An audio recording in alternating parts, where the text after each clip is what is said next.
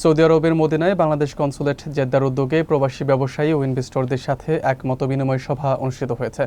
মদিনার একটি কনফারেন্স হলে আয়োজিত সভায় প্রধান অতিথি হিসেবে উপস্থিত ছিলেন মান্যবর কনসাল জেনারেল মিয়া মোহাম্মদ মাইনুল কবির। বিস্তারিত থাকছে সৌদি আরব থেকে এম মেহিদুল খানের তথ্যচিত্রে। বিশেষ অতিথি ছিলেন কমার্শিয়াল কাউন্সিলর সৈয়দান নাহিদা হাবিবা এবং দূতালয় প্রধান মেহবুব জামান। আলোচনায় বক্তারা সৌদি আরব ও বাংলাদেশের মধ্যকার ব্যবসা বাণিজ্য কিভাবে আরও সম্প্রসারিত করা যায় সে বিষয়ের দিক নির্দেশনামূলক আলোচনা করেন এবং প্রবাসী ব্যবসায়ীদের সহযোগিতা কামনা করেন। কনসাল জেনারেল মিয়া মোহাম্মদ মাইনুল কবির বলেন, প্রবাসীরা যেন নিজ নামে ব্যবসা করতে পারে সে বিষয়ে কনসুলেট থেকে সর্বোচ্চ সহযোগিতা করা হবে।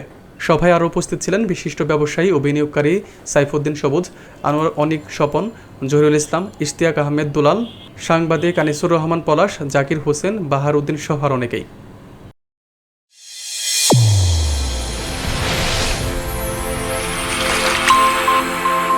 চ্যানেল A1 হৃদয়ের স্পন্দন।